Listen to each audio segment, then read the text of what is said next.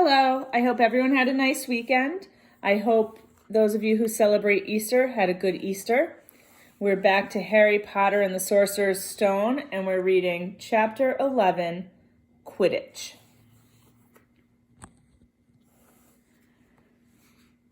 As they entered November, the weather turned very cold. The mountains around the school became icy gray, and the lake like chilled steel. Every morning, the ground was covered in frost. Hagrid could be seen from the upstairs windows, defrosting broomsticks on the Quidditch pitch, bundled up in a long moleskin overcoat, rabbit fur gloves, and enormous beaverskin boots. The Quidditch season had begun. On Saturday, Harry would be playing his first match after weeks of training. Gryffindor versus Slytherin. If Gryffindor won, they would move up into second place in the house championship. Hardly anyone had seen Harry play because Wood had decided that, as their secret weapon, Harry should be kept well secret. But the news that he was playing Seeker had leaked out somehow, and Harry didn't know which was worse. People telling him he'd be brilliant, or people telling him they'd be running around underneath him, holding a mattress. It was really lucky that Harry now had Hermione as a friend. He didn't know how he'd have gotten through all his homework without her, what with all the last-minute Quidditch practice Wood was making them do. She had also lent him Quidditch Through the Ages, which turned out to be a very interesting read. Harry learned that there were 700 ways of committing a Quidditch foul, and that all of them had happened during a World Cup match in 1473. That Seekers were usually the smallest and fastest players, and that most serious Quidditch accidents seemed to happen to them. That although people rarely died playing Quidditch,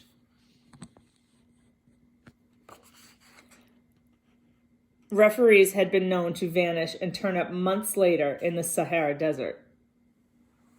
Sorry for the glare on the picture. That's better. Hermione had become a bit more relaxed about breaking rules since Harry and Ron had saved her from the mountain troll, and she was much nicer for it. The day before Harry's first Quidditch match, the three of them were out in the freezing courtyard during break, and she had conjured them up a bright blue fire which could be carried around in a jam jar. They were standing with their backs to it, getting warm, when Snape crossed the yard. Harry noticed at once that Snape was limping. Harry, Ron, and Hermione moved closer together to block the fire from view. They were sure it wouldn't be allowed. Unfortunately, something about their guilty faces caught Snape's eye. He limped over. He hadn't seen the fire, but he seemed to be looking for a reason to tell them off anyway. "What's that you've got there, Potter?" It was Quidditch Through the Ages, Harry showed him. "Library books are not to be taken outside the school," said Snape. "Give it to me. 5 points from Gryffindor." "He's just made that rule up," Harry muttered angrily as Snape limped away. "Wonder what's wrong with his leg." "Dunno. I hope it's really hurting him," said Ron bitterly. The Gryffindor common room was very noisy that evening.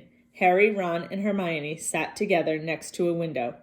Hermione was checking Harry and Ron's charms homework for them. She would never let them copy. How will you learn? But by asking her to read it through, they got the right answers anyway. Harry felt restless. He wanted Quidditch Through the Ages back to take his mind off his nerves about tomorrow. Why should he be afraid of Snape? Getting up, he told Ron and Hermione he was going to ask Snape if he could have it. "Rather you than me," they said together, but Harry had an idea that Snape wouldn't refuse if there were other teachers listening. He made his way down to the staff room and knocked. There was no answer.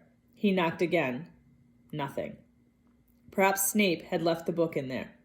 It was worth a try. He pushed the door ajar and peered inside, and a horrible scene met his eyes. Snape and Filch were inside, alone. Snape was holding his robes above his knees. One of his legs was bloody and mangled. Filch was handing Snape bandages. "Blasted things," Snape was saying. "How are you supposed to keep your eyes on all 3 heads at once?" Harry tried to shut the door quietly, but... "Potter!" Snape's face was twisted with fury as he dropped his robes quickly to hide his leg. Harry gulped. I just wondered if I could have my book back. Get out! Out! Harry left before Snape could take any more points from Gryffindor. He sprinted back upstairs. Did you get it? Ron asked as Harry joined them. What's the matter? In a low whisper, Harry told them what he'd seen. You know what this means, he finished breathlessly. He tried to get past the three-headed dog at Halloween. That's where he was going when we saw him. He's after whatever it's guarding. And I'd bet my broomstick he let that troll in to create a diversion. Hermione's eyes were wide. No, he wouldn't, she said. I know he's not very nice, but he wouldn't try and steal something Dumbledore was keeping safe. Honestly, Hermione, you think all teachers are saints or something, snapped Ron. I'm with Harry. I wouldn't put anything past Snape. But what's he after? What's that dog guarding? Harry went to bed with his head buzzing with the same question. Neville was snoring loudly, but Harry couldn't sleep. He tried to empty his mind. He needed to sleep. He had to. He had his first Quidditch match in a few hours, but the expression on Snape's face when Harry had seen his leg wasn't easy to forget. The next morning dawned very bright and cold. The great hall was full of the delicious smell of fried sausages and the cheerful chatter of everyone looking forward to a good Quidditch match. You've got to eat some breakfast.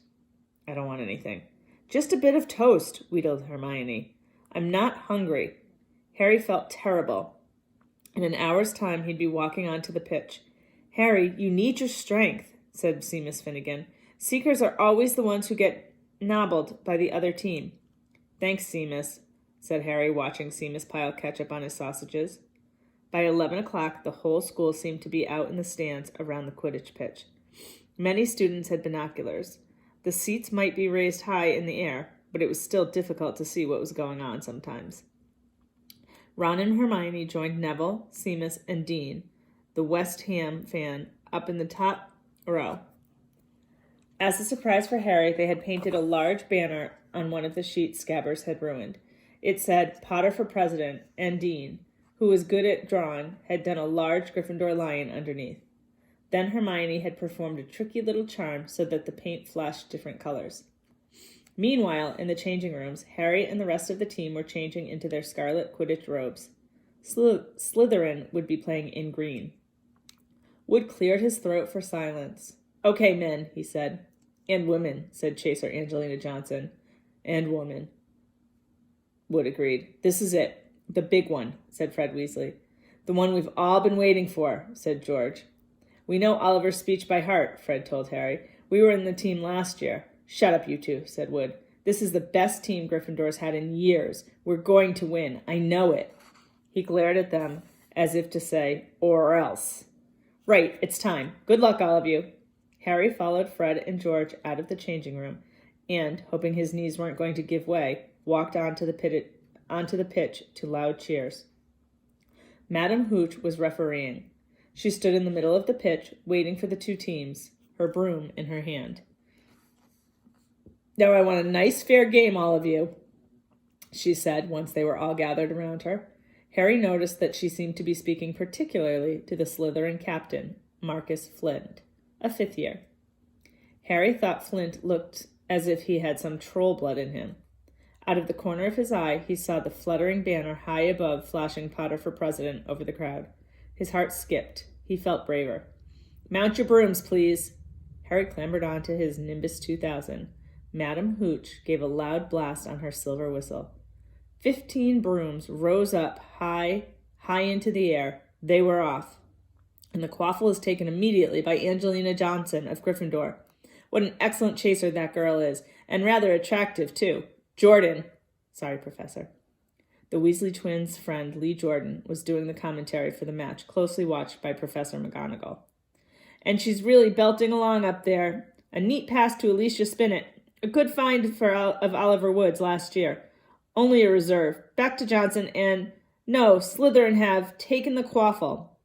Slytherin captain, Marcus Flint, gains the quaffle and off he goes. Flint flying like an eagle up there. He's going to... No! Stopped by an excellent... Move by Gryffindor keeper Wood, and Gryffindor take the quaffle. That's Chaser Katie Bell of Gryffindor there. Nice dive around Flint, off up the field, and ouch! That must have hurt. Hit in the back of the head by a bludger. Quaffle taken by Slytherin. That's Adrian Pusey speeding off towards the goalpost, but he's blocked by a second bludger. Sent his way by Fred or George Weasley. Can't tell which. Nice play by the Gryffindor beater. Anyway, and Johnson back in possession of the quaffle. A clear field ahead, and off she goes. She's really flying. Dodges a speeding bludger. The goalposts are ahead. Come on now. Angelina, keeper Bletchley dives, misses. Gryffindor scores. Gryffindor cheers fill the cold air with howls and moans from the Slytherins. Budge up there. Move along. Hagrid. Ron and Hermione squeezed together to give Hagrid enough space to join them.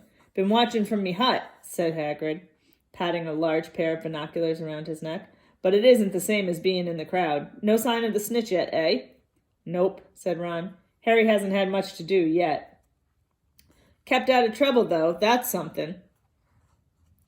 Raising his binoculars and peering skyward at the speck, that was Harry. Way up above them, Harry was gliding over the game, squinting about for some sign of the snitch. This was part of his and Wood's game plan. Keep out of the way until you catch sight of the snitch, Wood had said. We don't want you attacked before you have to be. When Angelina had scored, Harry had done a couple of loop-the-loops to let out his feelings. Now he was back to staring around for the snitch. Once he caught sight of a flash of gold, but it was just the reflection from one of the Weasleys' wristwatches, and once a bludger decided to come pelting his way, more like a cannonball than anything. But Harry dodged it, and Fred Weasley came chasing after it.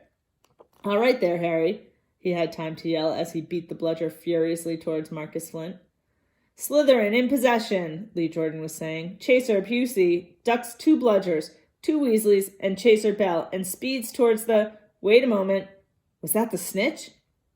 A murmur ran through the crowd as Adrian Pusey dropped the quaffle, too busy looking over his shoulder at the flash of gold that had passed his left ear.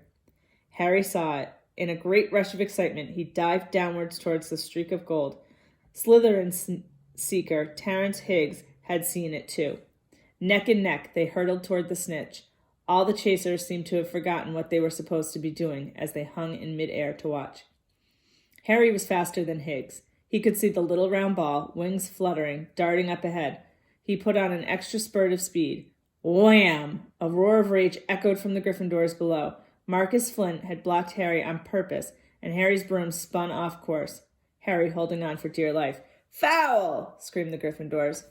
Madam Hooch spoke angrily to Flint and then ordered a free shot at the goalposts for Gryffindor. But in all the confusion, of course, the golden snitch had disappeared from sight again. Down in the stands, Dean Thomas was yelling, Send him off, ref! Red card! This isn't football, Dean, Ron reminded him. You can't send people off in Quidditch. And what's a red card? But Hagrid was on Dean's side. They had to change the rules. Flint could have knocked Harry out of the air. Lee Jordan was finding it difficult not to take sides. So, after that obvious and disgusting bit of cheating... Jordan, growled Professor McGonagall. I mean, after that open and revolting foul... And here's Hagrid in the stands.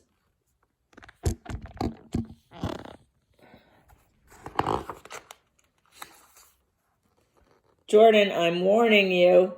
All right. Flint nearly kills the Gryffindor seeker, which could happen to anyone, I'm sure. So a penalty to Gryffindor taken by Spinnet, who puts it away, no trouble, and we continue play. Gryffindor still in possession. It was as Harry dodged another bludger, which went spinning dangerously past his head, that it happened. His broom gave a sudden, frightening lurch. For a split second, he thought he was going to fall. He gripped the broom tightly with both his hands and knees. He never felt anything like that. It happened again. It was as though the broom was trying to buck him off, but Nimbus 2000s did not suddenly decide to buck their riders off. Harry tried to turn back towards the Gryffindor goalposts. He had half a mind to ask Wood to call time out. And then he realized that his broom was completely out of his control. He couldn't turn it. He couldn't direct it at all. It was zigzagging through the air and every now and then making violent swishing movements, which almost unseated him. Lee was still commenting. Slytherin in possession. Flint with the quaffle. Passes Spinet. Passes Bell. Hit hard in the face by a bludger. Hope it broke his nose. Only joking, Professor. Slytherin score. Oh no. The Slytherins were cheating. No one seemed to have noticed that Harry's broom was behaving strangely. It was carrying him slowly higher, away from the game, jerking and twitching as it went. Don't know what Harry thinks he's doing, mumbled Hagrid. He stared through his binoculars. If I didn't know better, I'd say he'd lost control of his broom. But he can't have. Suddenly, people were pointing up at Harry all over the stands. His broom had started to roll over and over, with him only just managing to hold on. Then the whole crowd gasped.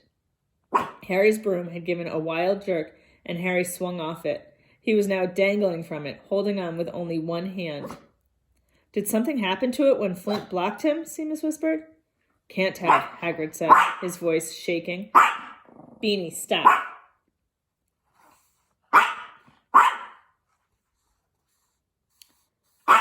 Can't nothing interfere with a broomstick except powerful dark magic. No kid could do that to a Nimbus 2000. At these words, Hermione seized Hagrid's binoculars. But instead of looking up at Harry, she started looking frantically at the crowd. What are you doing? Moaned Ron, gray-faced. I knew it, Hermione gasped. Snape, look. Ron grabbed the binoculars. Snape was in the middle of the stands opposite them.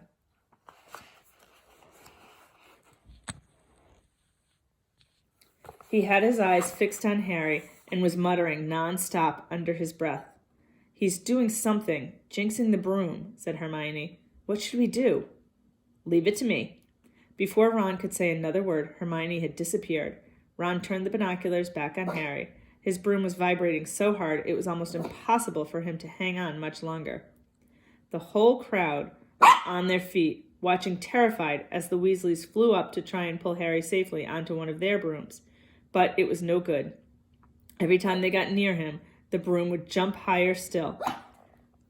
They dropped lower and circled beneath him, obviously hoping to catch him if he fell. Marcus Flint seized the quaffle and scored 5 times without anyone noticing. Come on, Hermione, Ron muttered, desperately. Hermione had fought her way across to the stand where Snape stood and was now racing along the row behind him. She didn't even stop to say sorry as she knocked Professor Quirrell headfirst into the row in front. Reaching Snape, she crouched down, pulled out her wand, and whispered a few well-chosen words. Bright blue flames shot from her wand onto the hem of Snape's robes. It took perhaps 30 seconds for Snape to realize that he was on fire. A sudden yelp told her she had done her job. Scooping the fire off him into a little jar in her pocket, she scrambled back along the row. Snape would never know what had happened. It was enough. Up in the air, Harry was suddenly able to clamber back onto his broom. Neville, you can look, Ron said.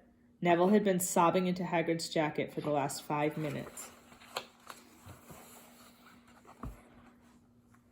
Harry was speeding towards the ground. When the crowd saw him clap his hand to his mouth as though he was about to be sick, he hit the pitch on all fours, coughed, and something gold fell into his hand.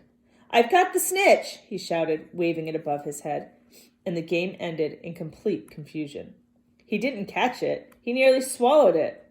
Flint was still howling 20 minutes later, but it made no difference. Harry hadn't broken any rules, and Lee Jordan was still happily shouting the result. Gryffindor had won by 176 points. 70 points, 260. Harry heard none of this, though. He was being made a cup of strong tea back in Hagrid's hut with Ron and Hermione. It was Snape, Ron was explaining. Hermione and I saw him. He was cursing your broomstick, muttering he wouldn't take his eyes off you. Rubbish, said Hagrid, who hadn't heard a word of what had gone on next to him in the stands. Why would Snape do something like that? Harry, Ron, and Hermione looked at each other, wondering what to tell him. Harry decided the truth. I found out something about him, he told Hagrid. He tried to get past that 3-headed dog at Halloween. It bit him. We think he was trying to steal whatever it's guarding. Hagrid dropped the teapot. How do you know about Fluffy? He said. Fluffy? Yeah, he's mine. Bought him off a Greek chappie I met in a pub last year. I lent him to Dumbledore to guard the... Yes, said Harry eagerly. Now don't ask me any more, said Hagrid gruffly. That's top secret, that is. But Snape's trying to steal it. Rubbish, said Hagrid again. Snape's a Hogwarts teacher. He'd do nothing of the sort. So why did he just try to kill Harry? Cried Hermione. The afternoon's events certainly seemed to have changed her mind about Snape. I know a jinx when I see one, Hagrid. I've read all about them. You've got to keep eye contact. And Snape wasn't blinking at all. I saw him. I'm telling you, you're wrong, said Hagrid hotly. I don't know why Harry's broom acted like that, but Snape wouldn't try and kill a student. Now listen to me, all three of you. You're meddling in things that don't concern you. It's dangerous. You forget that dog, and you forget what it's guarding. That's between Professor Dumbledore and Nicholas Flamel. Aha, said Harry. So there's someone called Nicholas Flamel involved, is there? Hagrid looked furious with himself. That is the end of chapter 11. I hope you enjoyed it. In your journal, I would like you to write which position you would like to be if you were to play Quidditch. Would you want to be a seeker, a chaser, the person who watches the goal? What position would you like? We'll see you tomorrow.